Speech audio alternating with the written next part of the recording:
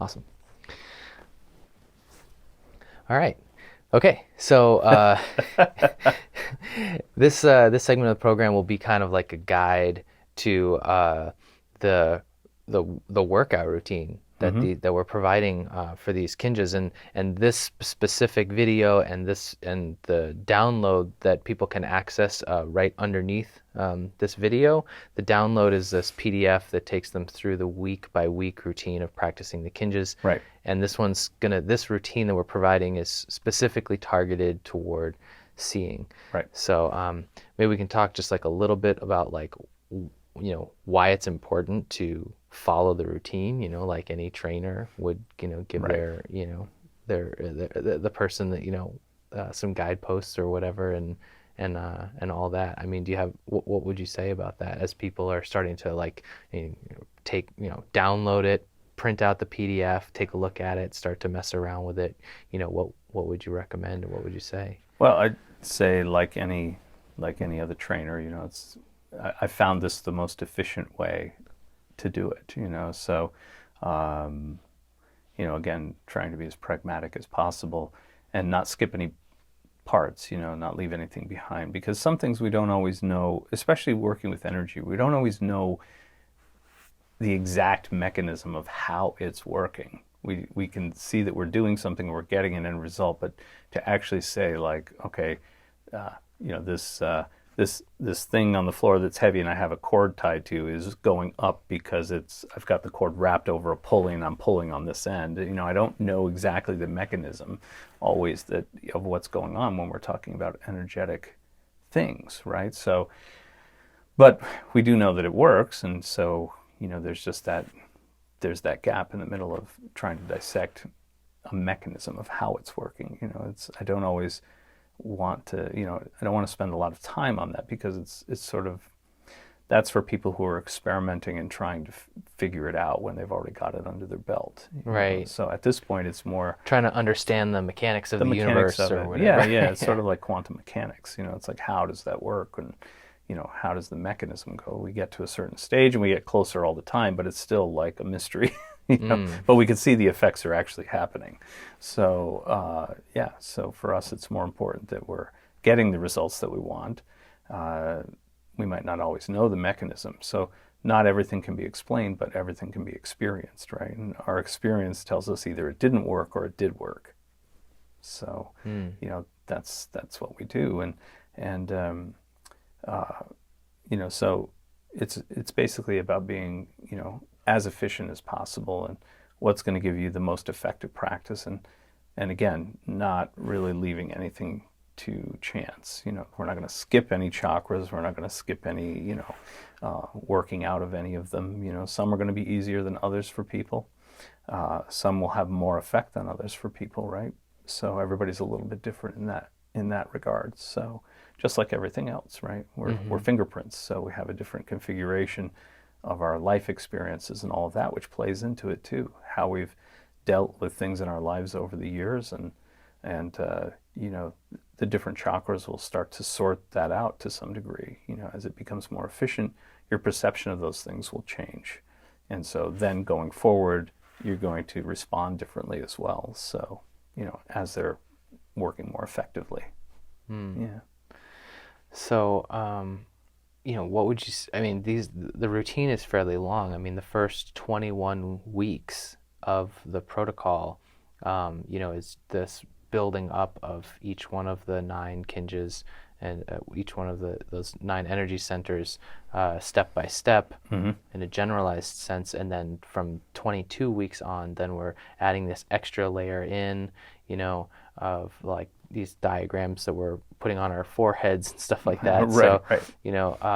yeah, obviously, it's going to take a fair amount of patience and devotion to work through these things and to build them up over time. So, do you have any like, I don't know, like just like like a words of encouragement, or and also like why aren't we just jumping into the starting at week 22 where we're Sure. doing the full okay, it's like I know how to do them all, so Right. why not just do them all and get right into it and go full, Right. guns blazing with Yeah, sure. I mean, again, if we use, the gym analogy, I mean, you wouldn't, if you were working out for decades, you wouldn't grab somebody who's a newbie and put them into your routine. You'd kill them. They'd never come back, right? Because they'd have either they couldn't follow through with it, they couldn't do the end result, right?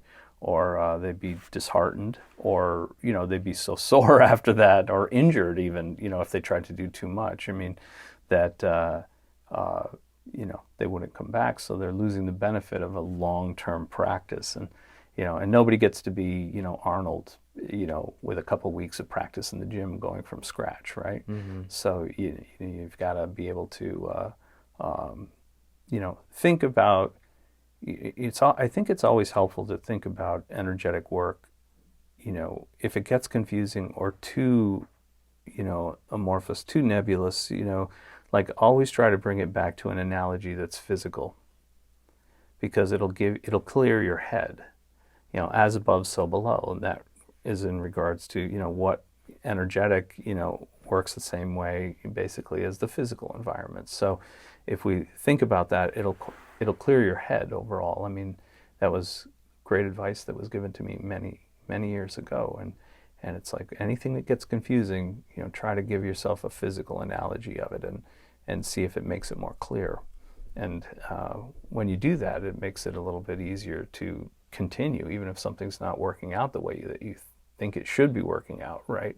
So my preconceived ideas of how easy it should be, or, the grand effects that I'm going to get from that. Sometimes it takes a little while for that to sort of pick up. I mean, it's not that people can't have those things right away, but, everybody's different. So it's like if you're not getting some sort of huge, burst from this, then, don't be discouraged. It doesn't mean it's not working for you. It just means that you have ways to train.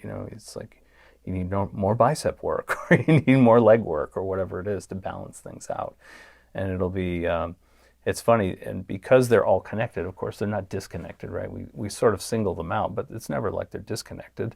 And so as you're toning and stimulating one, it's going to have some effect, its effect on those other chakras as well. So, you may go past a certain one where you didn't think you got very much for it. You do the next couple up above that, and then all of a sudden you go back to the one that wasn't so good, and it works fantastic at that point. So, And what do you mean by working?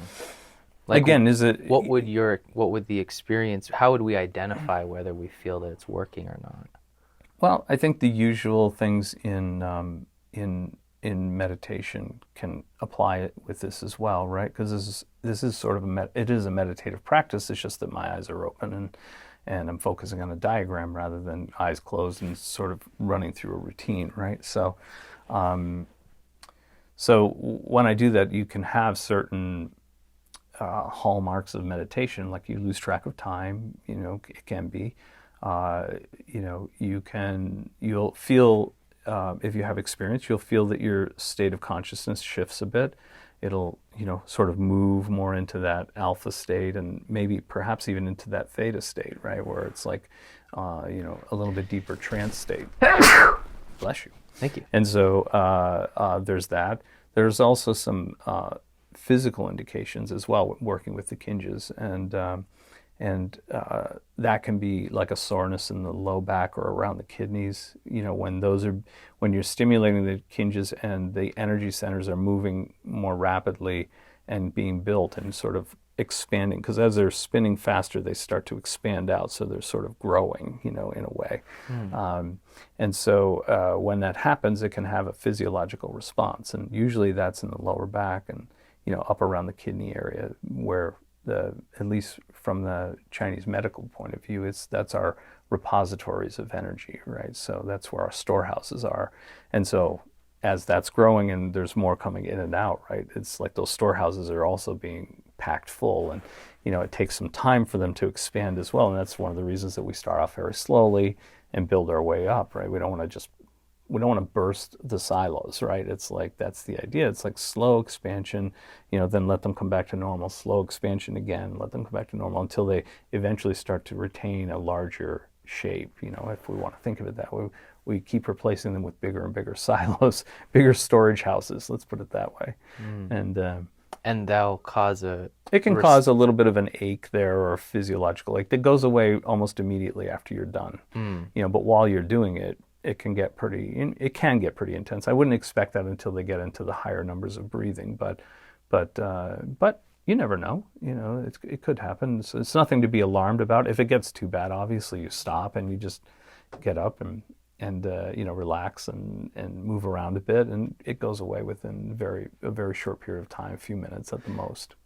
And do you also feel that like this is, you always talk about like when you start to do a new practice and you're introducing something new into your life, you feel that that somehow stirs the pot in Oh, your sure. life, meaning like bringing certain areas of disharmony to the surface or to the light or whatever. Do you feel that even with these exercises, that effect will, you also get some of that effect? I mean, Sure, sure. I think it's the same. Anything new that we do, it's going to, stir the pot, like you said, and sort of bring up those bits on the bottom that we haven't been seeing for a long time. And some people would think that that's a negative thing, and it can feel that way in the beginning, but in the long run, I mean, we can't deal with things that we don't see. right. So, in bringing them up, it's actually a benefit, and so it gives us the ability to interact with them in a better way than we have that put them on the bottom to begin with, right? Mm, So we didn't deal with them, and they just sort of got sequestered to a deep place, and we feel like we don't have to deal with them. Well, we do have to deal with them anytime we touch on something in our lives that has that may be an aspect of, then it's going to come up and sort of, you know, bare its teeth. So, for us, it's like we'd rather have it in a controlled situation where we know we're doing something to stimulate that. We know that that can be sort of the benefit of it. And so as those come up, we perceive it differently because the chakra's been motivated and more sensitive, made more sensitive even from the first time. And so if that comes up, now we have a different set of tools that we can deal with it. We may even have just a better understanding of that situation. We may deal with it differently than the same way that we used and pushed it down again. So we deal with right. it because we want to release that stuff. If it doesn't serve us, then we want to get rid of it. It's just things that are taking energy for no reason. Right. Yeah. And by doing these things in order and slowly stimulating them and building them up over time, it's like kind of, let's say, as a gentle and um, sequential, kind of like the most organized the process can be, or Mm-hmm. the more